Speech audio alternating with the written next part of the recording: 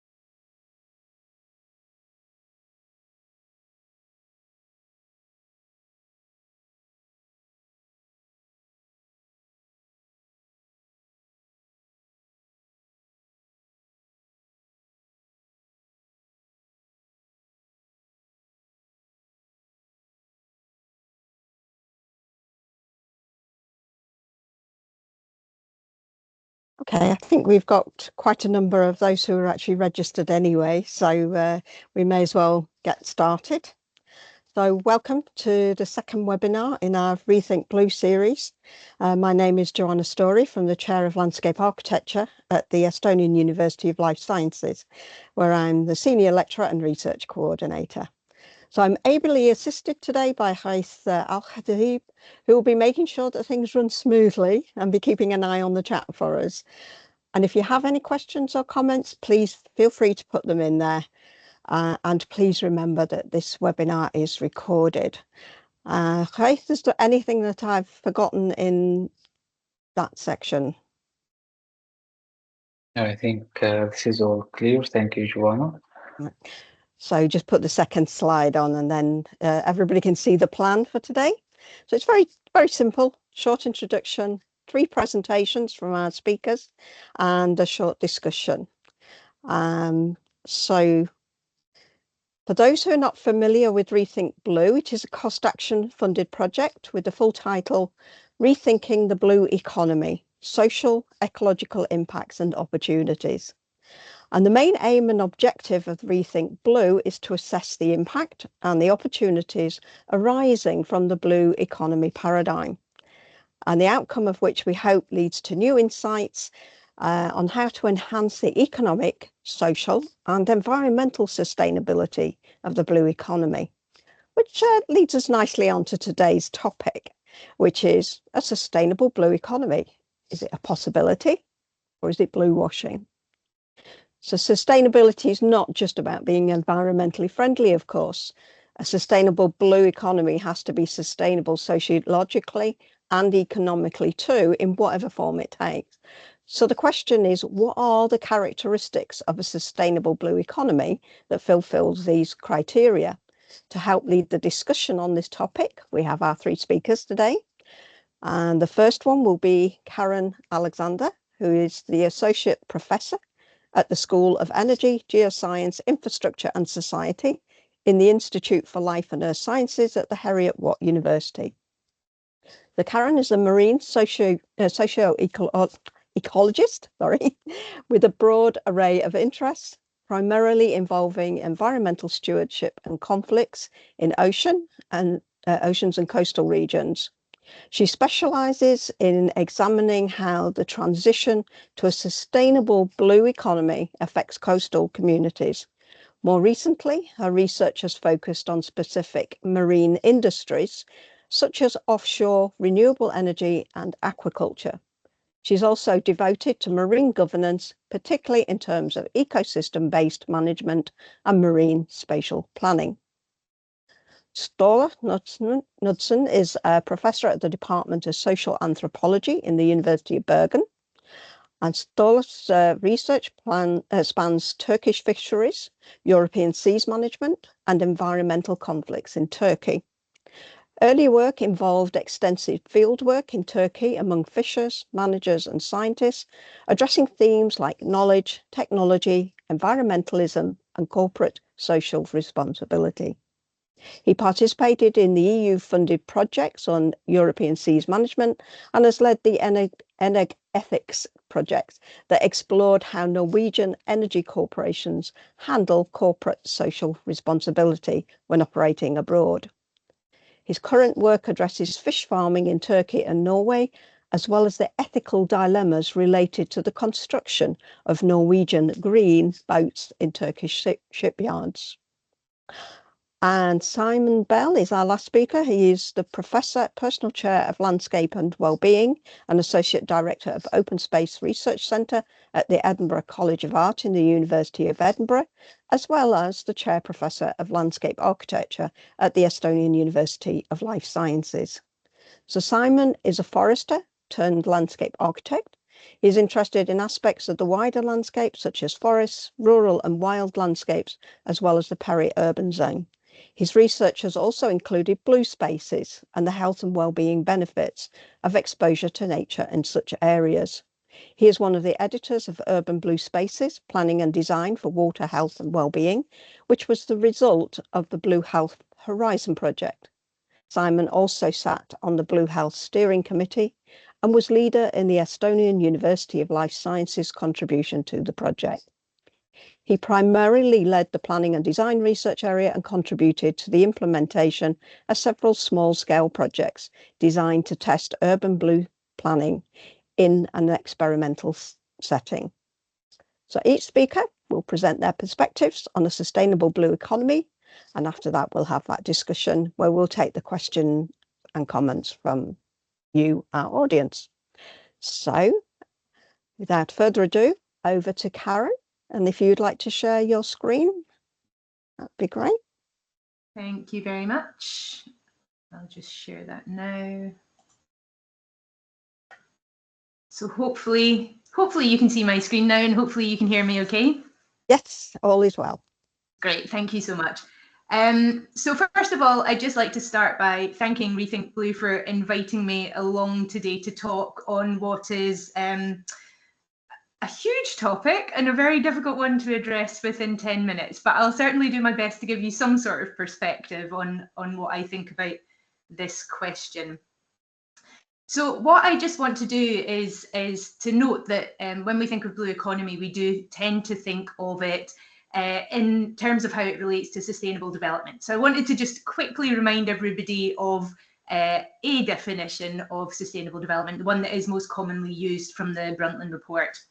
So I want to pick out the two key concepts that relate to sustainable development. So first of all, there is the concept of needs, and in particular, the needs of the world's poor, to which overriding priority should be given.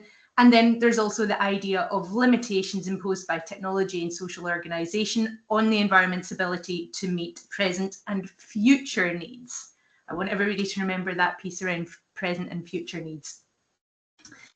So here is the Venn diagram that I'm sure everybody has seen a million times when they think about sustainable development. So we've got the three pillars: social, economic, and environmental. Of course, there's also the governance aspect to be considered as well. And then we've got these these interlinked parts between the different components as well. So I'm a social ecologist, for want of a better phrase. It's hard to put yourself in a box sometimes, but I'm particularly interested in this sort of top row here. So the social primarily, and then also the social economic, and particularly the social environmental. I work around looking at people's links with the environment and what that means to them. So this is the part I'm really going to focus on in trying to answer this question today. And so I want to bring us to this point of needs. So remember I said in that first slide that we've got to think about these present and future needs. And this is an area that I'm really interested in. So what I wanted to show you was, I'm sure many of us will have heard of Maslow's hierarchy of needs. And this was expanded in the 1970s into an expanded hierarchy of needs. And this looks at all of the different needs that we need that we need to fulfill as humans. I won't go too much into this. There's a lot of debate about whether it's a hierarchy and, you know, what all the processes are and how the needs relate. But what I want to pull out is the fact that there are lots of different types of needs that we need to fulfill. And so if we're thinking about sustainable development and whether the blue economy can actually achieve sustainable development or sustainability, we need to think about these needs and whether the blue economy is fulfilling these needs. So this is really what I want to quickly cover today. So we've got a bunch of different types of needs. We've got the physiological or basic needs that sit at the bottom of the hierarchy, and that relates to things like the need for food, the need for shelter, the need for warmth, etc. We've got safety needs, which relate to things like safety and security in terms of not being impacted upon in any bodily harm way or mental harm way. But we also have safety needs that relate to security of jobs, of finance, etc. We have belonging and love needs. We want to have relationships. Humans are social animals. And then we have a whole bunch of other needs. These are our deficiency needs, these basic, sort of more basic ones. And then there's growth needs, and they relate to things like cognitive, so the ability to be educated, to develop ourselves. Aesthetic needs, our love of beauty. Self-actualization, our ability to actually be who we want to be. And then transcendence, which is an interesting one that I don't fully understand, so I'm not going to try and explain it here. But these are all the growth needs that Maslow came up with. So the question is, does the blue economy actually address any of these needs, or all of them? So if we think about when industry particularly, but also government, talk about the blue economy, these tend to be the needs that are brought up a lot of the time. So particularly on the social economic side, we've got safety needs around livelihoods, so job security, and increasingly we're seeing discussions around community benefit schemes. So that relates to financial security. And then we've got the more social aspect. So the fact that blue economy does provide some of those basic needs. It provides us with food, for example, through fisheries and aquaculture. It provides us with energy. It provides us with water provision through desalination, for example. And then there's also quite frequently the cognitive part is referred to in terms of increased skills and education around the blue economy. So we can see at the base level, when government and industry talk about the blue economy, they are actually addressing some of the needs on those lower levels, those basic needs and those safety and security needs. If we actually look at the academic literature and some of the aspects that are being researched at the moment, it does actually bring in a few extra needs that are being considered around the blue economy. So we're seeing quite a lot around workers' rights, for example. And then around the belonging and love needs section, we're seeing a lot of work around equal rights, particularly in things like just transitions and things like that. And we're also seeing an increased focus on participation in decision making. So we can see, okay, we're actually starting to address more of the needs. So maybe there is a possibility that a blue economy can at least address the needs. I'm not going to look into the environmental limitation side, so I'm only talking about that first key concept within sustainability. What I do want to point out, though, and what my research shows, is that actually there are a whole number of ways in which the blue economy negatively affects some of these needs that we're talking about. So we start to see issues coming up around access to resources for physical and mental health, for example. That can be negatively impacted by the blue economy. We see that place attachment and identity can be negatively impacted by the blue economy. Intergenerational relationships, our ability to go beachcombing, for example, with our grandparents. You know, if we can't access a beach anymore because it has been used for some other blue economy purpose, that has an impact on intergenerational relationships. We see impacts around aesthetics. This is one of the things that's mentioned all the time in relation to offshore wind, for example. You know, there's a huge disagreement about whether wind turbines are beautiful. That's what I think, but other people do not believe that. And we have a lot of people talking about the need for blue economy development to be sensitive to a local area, to a local environment. And then we also see impacts around cultural practice as well, and so that relates to that actualization piece. So we're starting to see, okay, yes, the blue economy in some respects is addressing in a positive way some of human needs that we need to think about, and then it's also negatively impacting those human needs as well.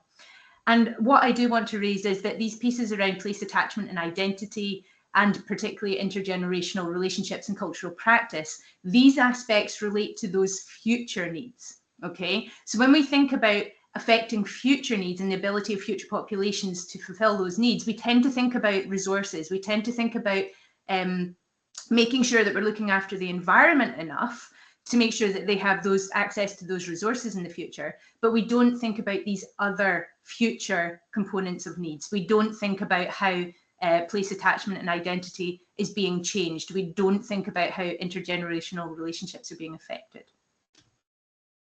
So just to bring us back to this expanded hierarchy of needs, we can see, like I said, that some of them are being addressed in a positive way. Some of them are being addressed in a less positive way.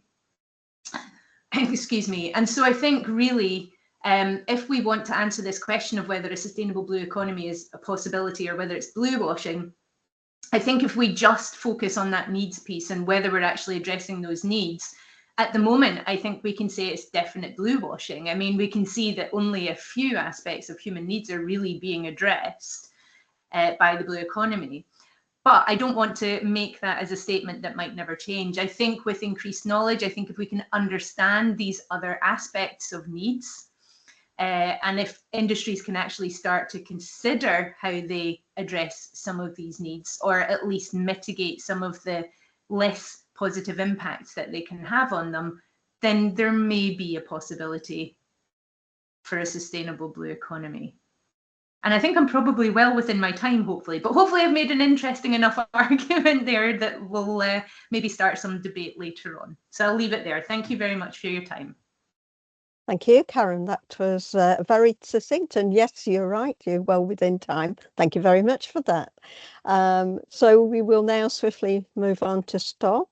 If you can share your screen. Yes, I'm trying to open it now. Yep, that's fine. Thank you. Over to you. Yep. Great. Yeah, and you can hear me well. Okay, thank you for inviting me to attend this webinar and also give a presentation. I will move right away to the presentation since we only have got like 10 minutes. And I will first show here the two questions I was invited to address in this presentation. The first of them I consider simply too challenging to address in 10 minutes, but I think I can start addressing that indirectly through discussing the second question here concerning corporate responsibility and what role that can play in ensuring the sustainability of the oceans.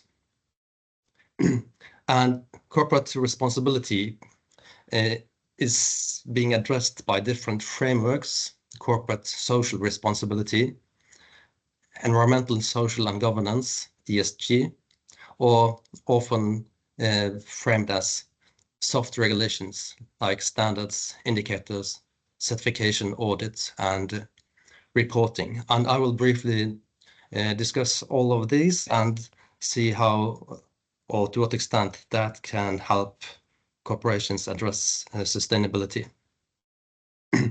First, about CSR. CSR usually involves giving back to society. And just for a brief example of that, there's so many messages coming up and disturbing me. Okay. Can I interrupt you for a second? Would you please reshare the slides again, as some of the attendees cannot see the presentation? Okay. Yes, thank you. It does seem strange. Some are seeing it and some are not, but Yeah, true.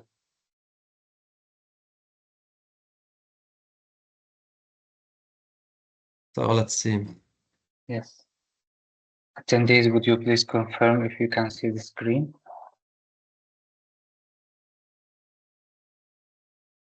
Okay.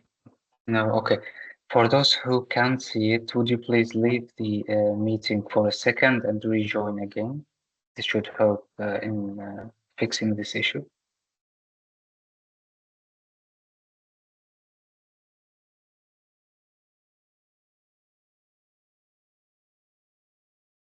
Okay, seems to be like a technical problem at some of the attendees.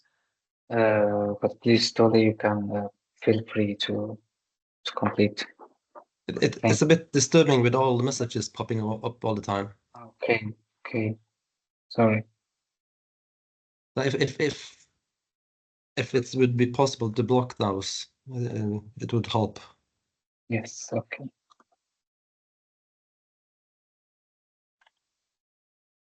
Okay, shall I continue? Yes, please. Yes. Okay, so I just mentioned that there are different frameworks for considering corporations work on corporate responsibility, kinds of managing or addressing responsibility beyond regulation and co-management and so forth.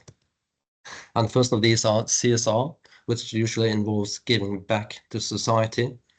And I've been working a lot with fishers in the Black Sea region, and I'm seeing that the way in which they give back to society is, for example, to start schools, funding for schools, or fund Ramadan meals and so forth.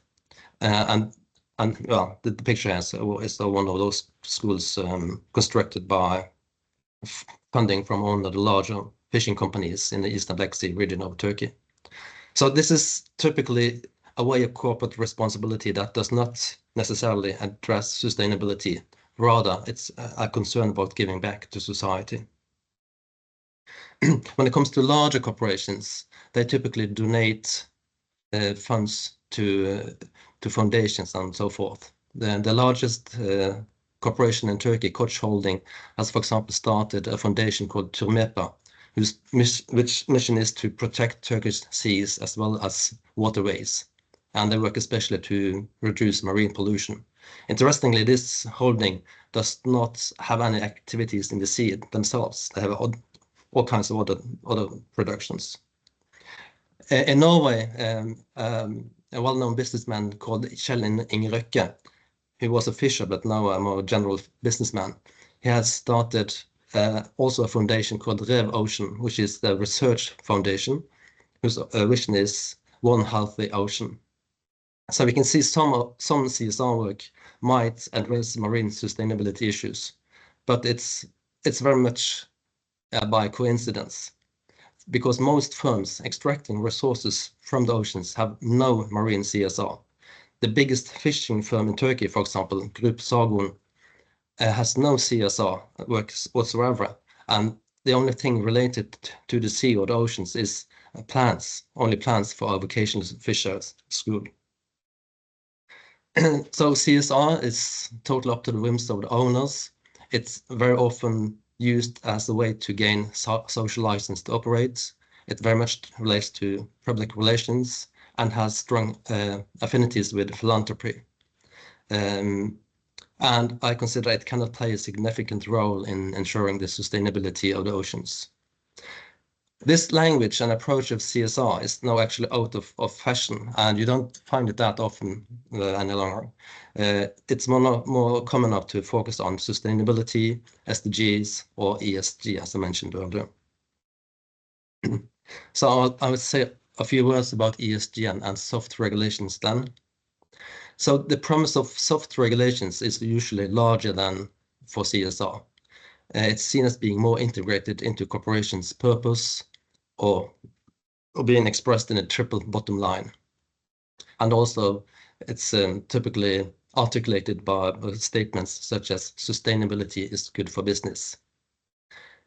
And the characteristics of this approach is the very large extent to which they need indicators, develop indicators and have metrics. Only what can be measured can be managed sustainably is kind of the working hypothesis. And for this, very advanced models, technologies, and so forth are being developed, such as, for example, life cycle analysis. It's also a common assumption in these approaches that sustainability can only be achieved through the markets. So when the market has the best possible information on environmental impacts through all these indicators and metrics, consumers and other actors can make the right choices and thereby ensure sustainability. And furthermore, a characteristic of these approaches is the strong claim to transparency. Also, but these approaches can also be criticized. They typically are important for corporations' public relations, for the reputation, and also for the corporate and brand identity. And a lot of literature has criticized these approaches for depoliticizing sustainability and also for being an approach to try to avoid more stringent regulations. And it's worth noting that they come with no sanctions except for those kind of expressed by consumers. And in effect then, this is also implies very much an individualization of responsibility. And in some cases also, I think, false transparency. And a brief example of that, this is one page from the sustainability report of the fish feed producer Skretting, which is headquartered in Norway. And this page shows what they called stakeholder platforms, I think, which is very many of them are standards and certification bodies. You can see Marine Trust up in the left corner. This is only 1 or 2 pages. So they engage a lot of different standards and certifications, and it's very difficult to know how they engage with each one of those. It's a very complex and confusing picture. Also, the report, running into almost 100 pages, has a lot of indicators and numbers, but there's no information whatsoever about where those numbers are coming from and why they have selected the indicators they have or they are using. And when I posed the question to them about that, I didn't get any reply. And there's also no information whether these numbers are verified by third parties. So last slide to sum up, not well to sum up also, but one last issue. I think we also need to ask what kind of interests are involved in these standards and certification. And I take one example here, Marine Trust, which is the certification standard that guarantees marine ingredients for fish feeds are sustainably sourced.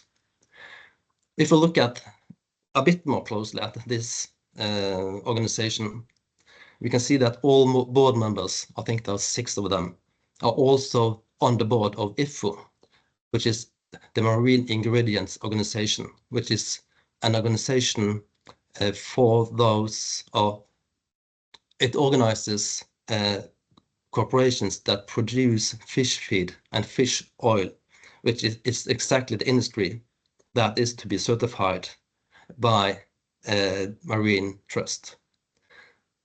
So, and moreover, Marine Trust is funded by IFO as well.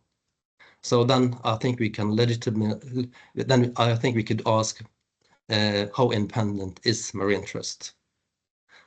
So my very brief and simple summary is that we should not trust CSR and soft regulations to play any important roles in ensuring the sustainability of the oceans. Thank you. Thank you, Ståle. Yeah, well done. Yes, and you also are well within the time as well. So we now move on to Simon.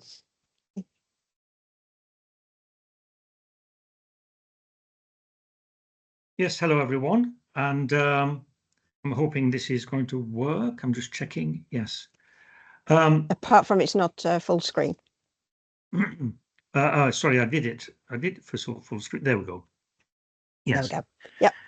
Right. So I'm going to switch subject a bit and scale, and also the perspective, not of the oceans so much as the land along the oceans, thinking about the health and well-being of in relation to water spaces. And this is linking back to the Blue Health project, Horizon project, which I was involved with, which Joanna talked about when she introduced me. And I think it's very important because, you know, most people are, well, we don't live in the sea. We might work on the sea, but we don't live in it. But we are living along it, many people. And we have a lot of action and interaction with the ocean, whether it's living there, whether it's recreation, tourism, of course. The tourist economy is enormous. And think of all the resorts and so on around the Mediterranean and other places as well. So before this project came along, there was lots of work about natural environments and improved health and well-being. And this is a really big area of building evidence. So we can worry about blue washing when it comes to, you know, what Ståle has just been talking about. But we can also talk about science washing when people make all sorts of claims about the benefits of this and the benefits of that, and how good it is for you and so on. So what we're wanting to do is to have the evidence base so that when we're doing any kind of intervention, whether it's a port reconstruction, once a port has moved to a container port and you've got an old harbour left behind, a redevelopment of it, to maximise health and well-being opportunities of people coming and living there.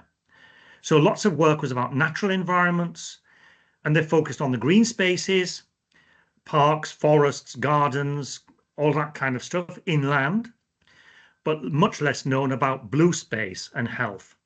So that's what we really wanted to focus on and understand much more and build up the evidence base about how we could plan and design and manage coastal, including rivers, but also sea coasts, environments to improve and maintain the human health and well-being, which relates very much back to what Karen was saying about Maslow's hierarchy of needs. And it's up in that top area, the aesthetics, the transcendence, actually, security, health, and it's also part of sustainability, social sustainability, sustainable development goals, cultural ecosystem services, and all of these different things, nature-based solutions, you name it, it's all part of it. So why is Europe a good place to study this? Well, there's, depending on your mode of measurement, there's 91,000 kilometers of coastline. There are 194 coastal cities. So that's a lot of people living on coastal cities, interacting with the water directly or indirectly, often from obviously for their livelihood, businesses and all the rest of it. There are numerous cities on rivers, but I'm not really talking about that today. But of course, there are many of those which play a really important part in blue health. And when we look at the population, more than 50% of the population of Europe live within 50 kilometers of the sea, which means it's not very far to go to visit for recreation and so on, and within 2.5 kilometers of fresh water. So water access is actually generally quite important.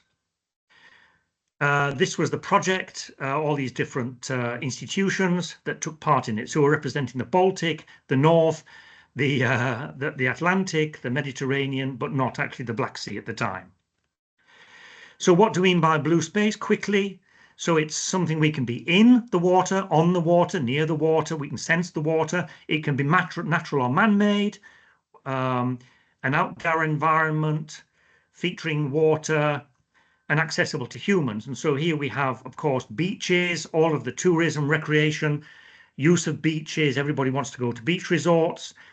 And there are cities on the coastline. There's Barcelona, for example, with a big interaction, and all those cities with ports and harbours and all the rest of it, as well as inland areas and the London Docklands at the bottom right, which are this interaction of course, of ocean economy with the old docklands as they used to be at that time.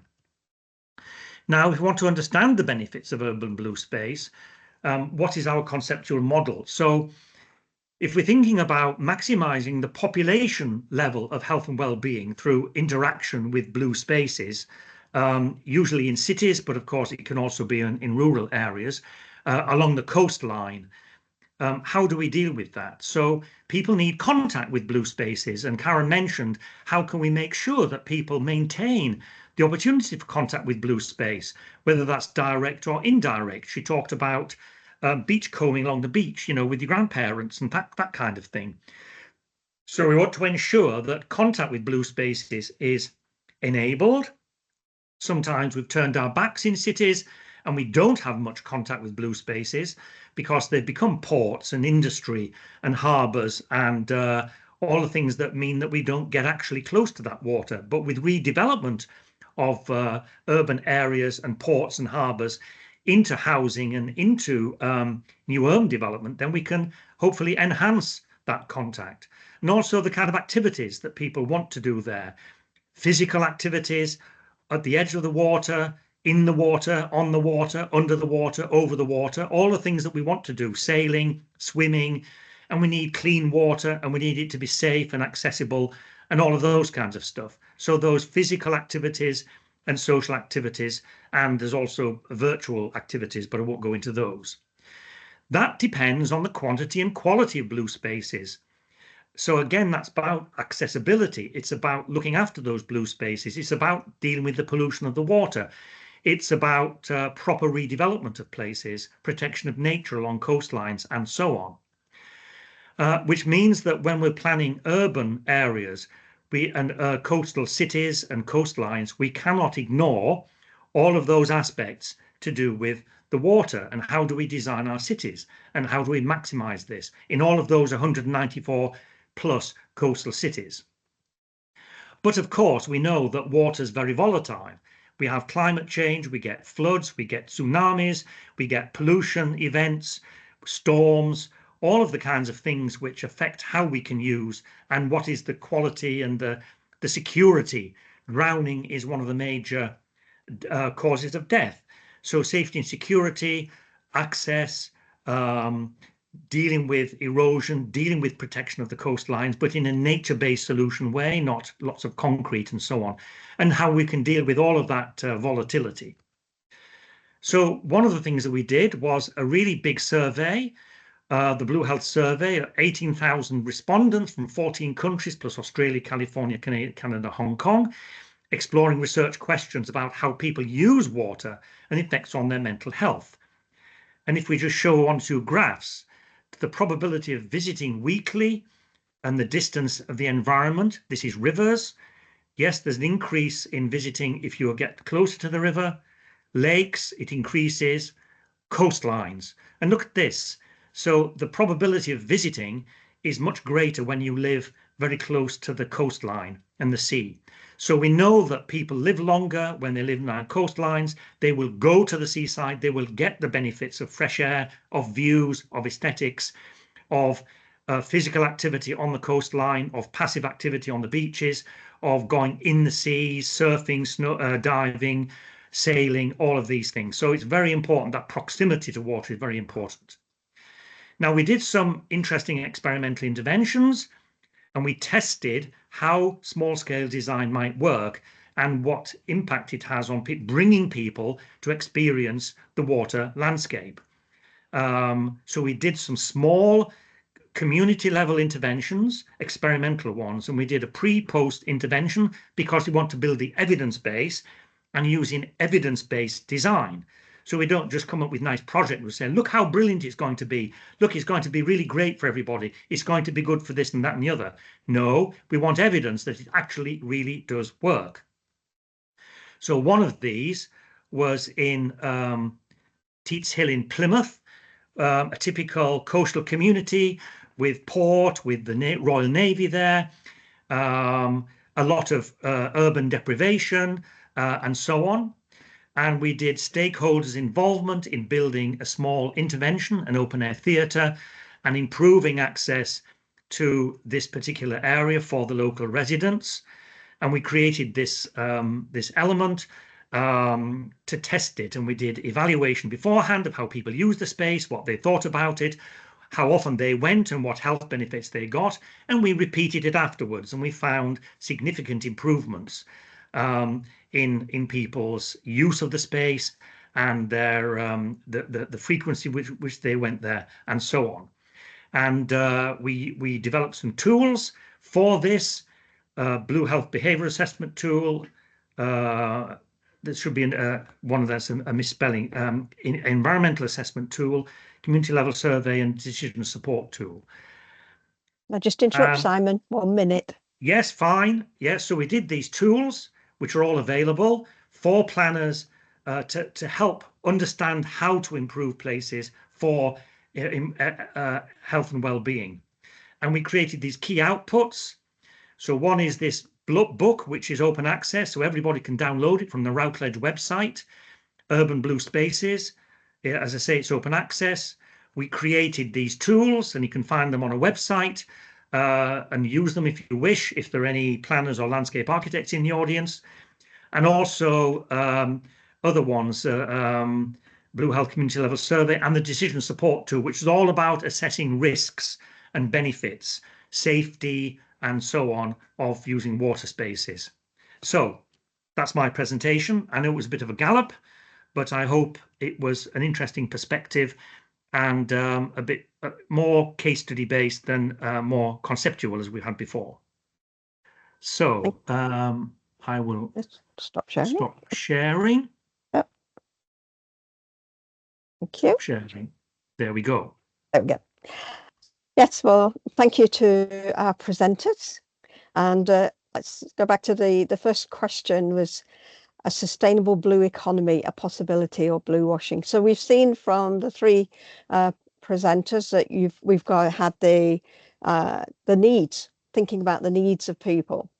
And then Stolov with his looking at the corporate responsibility. Does that really happen or not?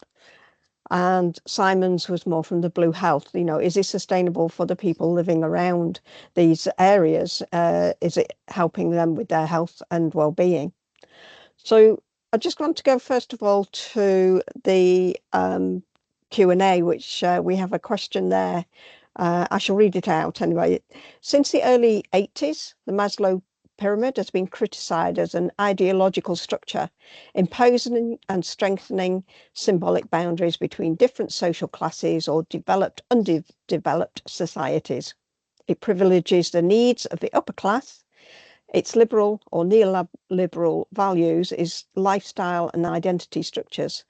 So the actual person would like to ask Karen specifically, but I would actually like to ask all of you, for a reflection on what kind of social differences and hierarchies are actually hidden or neglected in the assumptions of the Maslow pyramid of needs with blue economy, blue washing.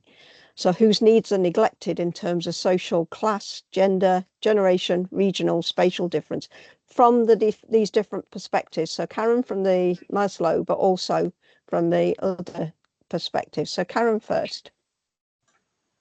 Okay, yeah, thanks for a really great question. And I guess for that exact reason was why I didn't really want to go into the Maslow model too deeply, particularly the pyramid component of it and the idea that we need to fulfill each of these different sets of needs in that order. There's been so much criticism around that particular model.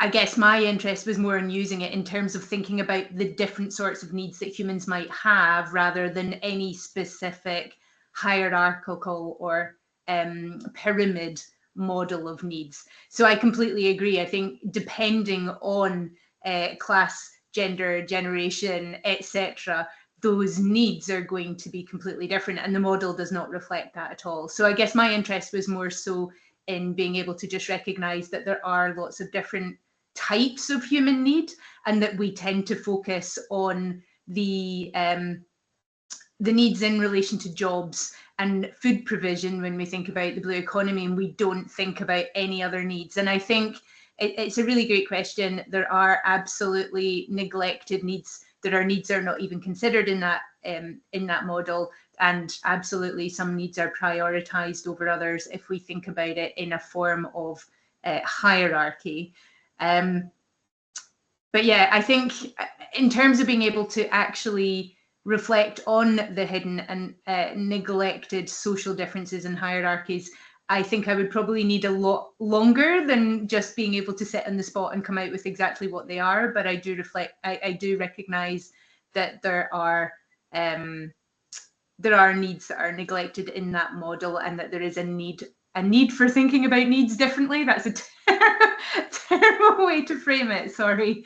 But it's a really interesting question, and it's something that definitely needs to be explored when we're thinking about current and future needs. What does that look like across different spaces, different places, and different demographic characteristics, for example? I'm not sure that answers the question, I'm afraid, but I completely agree with the question, and it's a good point raised. And Ståle?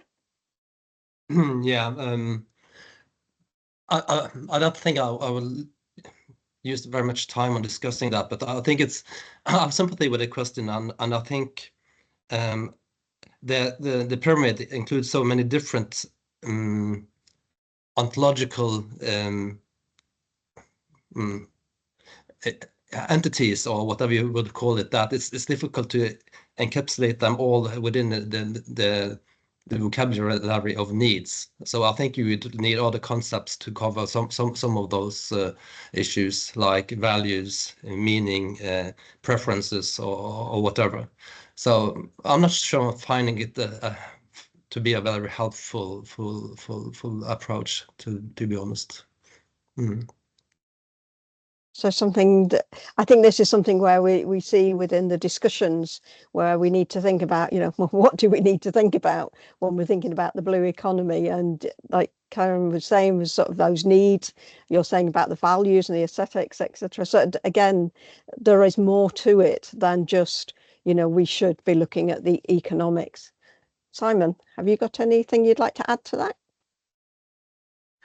Probably not much. I think most has been said, actually. I mean, yeah, these kind of models are useful up to a point, but then they kind of become more of a problem than they are an enlightenment when you reach the limits of what they can explain. Any kind of model is inevitably a simplification. Yeah, I think that's really all I need to say at that point. Correct. Could you just locate the question in the chat that you pointed out earlier to me? Yes, it's from Helena. Helena says that it's a question for the three speakers, like how the social intervention in coastal fishery communities can contribute to a sustainable blue economy and empower people in a participatory way. Who would like to answer that one first?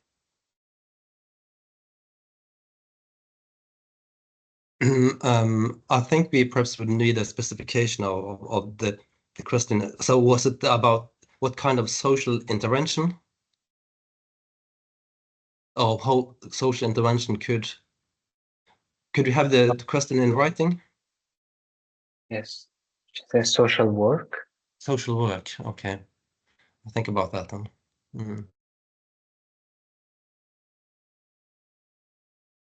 Simon, would you like to have a go at that one? Yes, okay, yes. Yes, how social intervention in coastal fishery communities can contribute to a sustainable blue economy and empower people in a participatory way.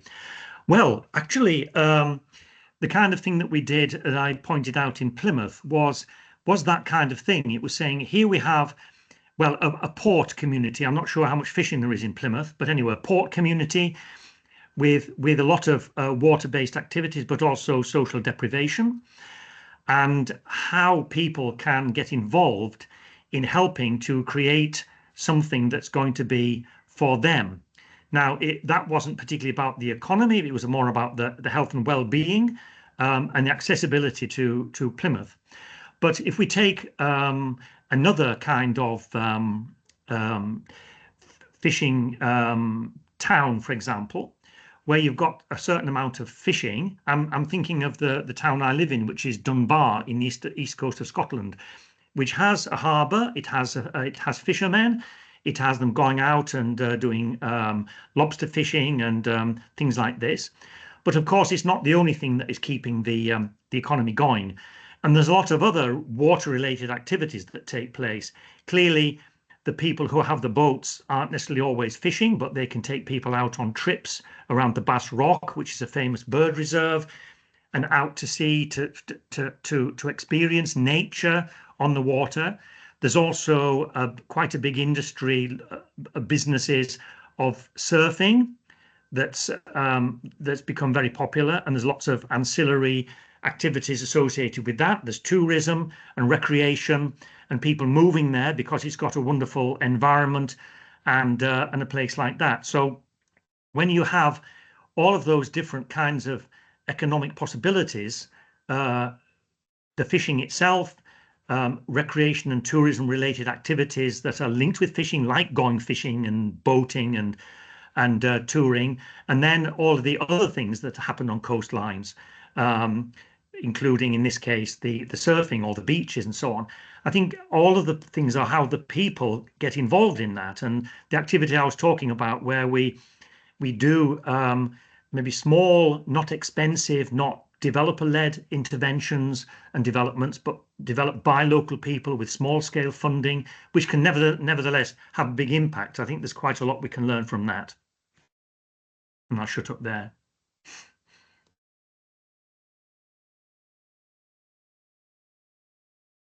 Joanna, you're muted. Yeah, classic mistake. Thank you. Yeah, I think Simon, you answered the Q&A on that about the sustainable. Oh, hang on, I've lost this one. There. Oh yes, how you integrated community engagement in sustainable blue economy. You may be able to expand a little bit on that afterwards, but we'll just give. Does Karen or Stoll want to answer anything on that? Follow on. I'm not sure I can answer the question particularly, but I think I guess I just want to highlight a project that I'm leading that's just started called the TransX project, where I'm hoping some useful insights may arise from that project that would answer this question. So that project's actually looking at energy transitions, blue energy transitions, and how these transitions affect coastal community resilience. But in terms of interventions, one of the things that we're actually doing in that project is working with communities directly to create a theory of change based on the evidence that we find from the project to look at how they actually make decisions to enable a more just future moving forward. So I'm not sure if we would consider a theory of change developed, co-created with a community as an intervention. I would consider that an intervention, and I think there might be some interesting perspectives that come out of that piece of working directly with communities to identify the futures that they want and how they get to it. So it was just more to wave the flag for that project and to say keep an eye out for what comes up in that, because there may be some useful findings. Yeah, I'm finding it a bit challenging to go into that in detail because social intervention can mean so many different things. And it could be intervention by so many different kinds of institutions, from the state to NGOs, to local communities, to corporations even, and with very different intentions. So I think the question should be reframed a bit, or specified a bit more for it be possible, yeah, for making it possible to discuss the extent to which it can, or the extent to which social intervention can lead to sustainable blue economy. Yeah, I think I'll leave it there and see whether there are other questions. Thank you. I mean, that is certainly, I mean, what we're doing here is sort of like there is more to it than just one perspective, and that's why it's very important to think about these extra points. And you're talking about the scales, the different scales as well, Stoll, which I thought was really important, that we, you know, it isn't just sort of local. We're talking about, you know, the different governance levels, but also talking about companies, which sometimes I think also gets forgotten about when we, you know, we tend to talk about either social or companies, and somehow they don't always meet, and yet they do in real life, you know, in the everyday life they overlap. So we have another question in the Q&A, and then I'll ask Grace to try and summarise some of the questions in the chat, because I know they're coming in. That's a little difficult for me to follow all of it. So for Stoll and Karen, Karen mentioned that if companies learn about the concept of the sustainable blue economy and focus more on its negative consequences, there could be a shift towards sustainability. Similarly, Paula discussed why corporate social responsibility is not reliable. So my question is, are companies the main agents of the sustainable blue economy, or is it that companies do not take action because they are unaware of the damage they cause? Ultimately, the desire for more profit and growth, especially in the case of large capital groups like cockholding, inevitably leads to destructive effects on both nature and workers. These companies' websites are full of claims about green economy, sustainability, certifications, and even workers' rights, but the reality is quite different. In essence, they use sustainability and labour rights as a tool for prestige and PR rather than a genuine commitment to change. How can this reality be overturned? Are corporations themselves the agents of change, or could the organisation of workers within these companies or small-scale fissures have an impact on blue sustainability? I hope you got that. I didn't get over that. It's a huge question. It is. But it's a good question, and I intentionally try to be a bit provocative in my presentation. But it's an important issue, and often corporations claim to be part of the solution and not of the problem. And that varies a lot across different industries and countries, so it's difficult to generalize. But what I think it's important to note that it's important to make a distinction between the corporation and the people working there. A lot of the people working, especially with sustainability within these corporations, are very well intentioned and really want to achieve something for the environment or for workers or whatever the corporation impacts. But there's a distinction or difference between those persons and the positions they are in. So we need to make that distinction. So the positions they are in are defined by the corporations and are defined by the needs again of the corporation. And that very often comes down to the need to create profit and dividends. And it's the main driver for the way in which corporations operate. And I think that, yes, in some cases, CSR or these other instruments I was talking about can have positive effects on the environment. But we need to think about ways in which we can achieve, or we should try to rein in corporations by regulations. Simply, we shouldn't be deluded by all these glossy brochures and reports from the corporations to think that they take responsibility themselves. That is partly or part of a sometimes conscious strategy of the larger corporations, especially to avoid confronting more strict regulations. So often the answer would be regulations and not trusting the corporations. Although that doesn't rule out that some corporations are really trying to make a difference. Karen? Yeah, I would tend to agree with everything that Ståle's just said. I think, this reliance on companies to actually be the change agents is a feature of the fact that we live in a capitalist world. And that's not something that's going to be easily overturned or easily changed. So the question then does become, how do we manage that need for companies to be the change agents? And as Ståle noted, they have a responsibility. The organization as a system has a responsibility to its shareholders to pay dividends, and so it's always going to do what it can to make profit and pay that money. And I also agree that the people within the companies themselves do tend to be very much wanting to act more sustainably. I think there's an interesting question there as well, and Ståle raised this in his talk around sustainability certifications, for example. I think one of the problems that we have with these soft regulations is often that they don't really go that far above and beyond what is required through regulation. Some colleagues of mine in Norway and I published a paper on this around aquaculture sustainability a few years ago. You know, if you actually look at these certifications, they basically just require companies to do what they have to do by regulation anyway. So I think Stoll is right. The only way to change it is to change the regulation and to have that top-down requirement that they act differently, because otherwise they're going to do what they can do to pay stakeholders. Thank you. Simon, did you have anything that you wanted to add, or? Not on that particular point. I was replying in the chat to a question that was posed to me about the small interventions, and I just replied about the way that they were done, and this concept of urban acupuncture, which somebody might be interested in following up.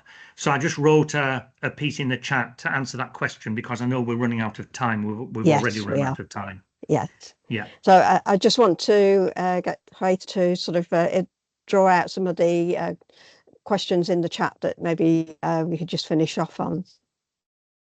Yes, we have actually a question to Karen about reversing the question. Maybe I can read it. Thank you for the interesting webinar. Could you reverse this question of need? What needs do we have that the blue economy is called to cover? Do we need to start discussing what are the real needs for society, not the economy, that the blue economy should cover?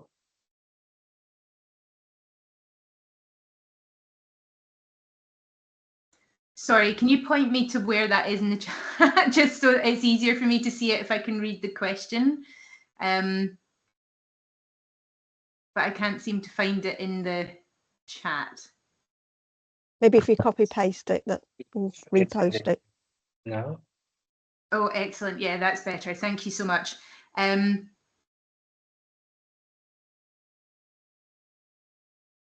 So that's a really interesting question, and I think I think that's an interesting approach to take. I would love us to actually sit down and discuss what the real needs are for society. I think that is absolutely what we're missing in these discussions. And look, I've been getting on my soapbox for years about this topic, saying, why are we not having discussions as a society, whether that's at the nation state level or at a local level? Why are we not having discussions about what we want to get out of our marine environment and working backwards from that, rather than trying to develop an economy that society is constantly then chasing after to address its own needs? So I think we need to take a step back and say, okay, what do we actually want to get out of our marine environment for us as a society, and how do we work back from that?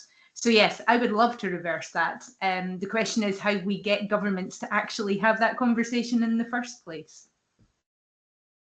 I think that is an excellent actual place to finish, because we have run out of time.